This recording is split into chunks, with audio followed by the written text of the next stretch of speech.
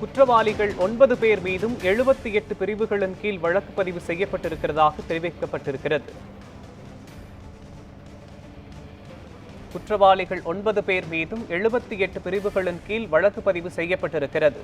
முக்கிய செய்தியாக பார்த்து வருகிறோம்.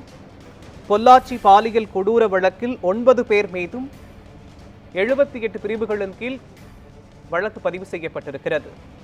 தற்போது வழங்கப்படும் தண்டனை ஒரு பாடமாக இருக்க வேண்டும் என சிபிஐ தரப்பு வழக்கறிஞர் நீதிபதிக்கு கோரிக்கை விடுத்திருக்கிறார்.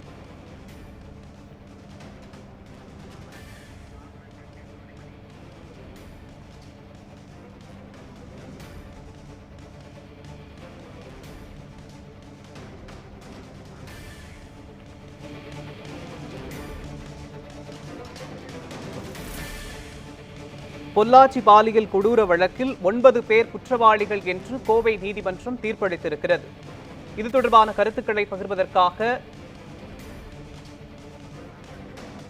கரூர் நாடாளுமன்ற உறுப்பினர் ஜோதிமணி இணைப்பில் இணைக்கிறார். மேம் வணக்கம்.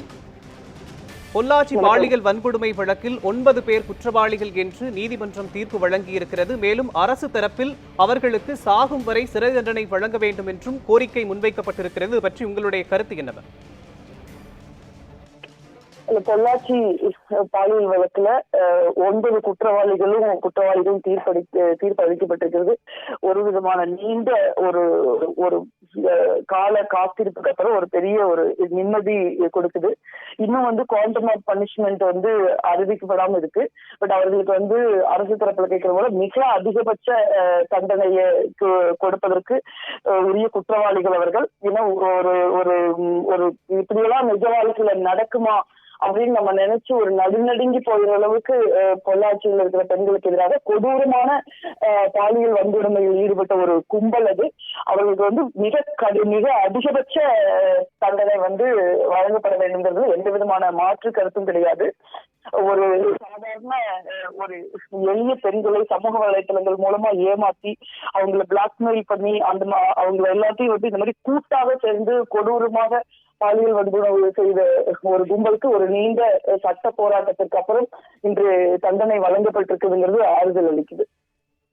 இது இனிமே இந்த மாதிரியான கொடிய குற்றங்கள்ல ஈடுபடுறவங்களுக்கு ஒரு பாடமா அமையும் நான் நினைக்கிறேன். சட்டத்திலிருந்து பெண்களுக்கு எதிராக ஒரு கொடூரமான குற்றங்களை புரிந்துவிட்டு யாரும் சட்டத்திலிருந்து தப்பிச்சு விட முடியாது அப்படிங்கிறதுக்கான ஒரு முக்கியமான ஒரு ஆவணமா இந்த தீர்ப்பு அமையும் நான் நம்புறேன்.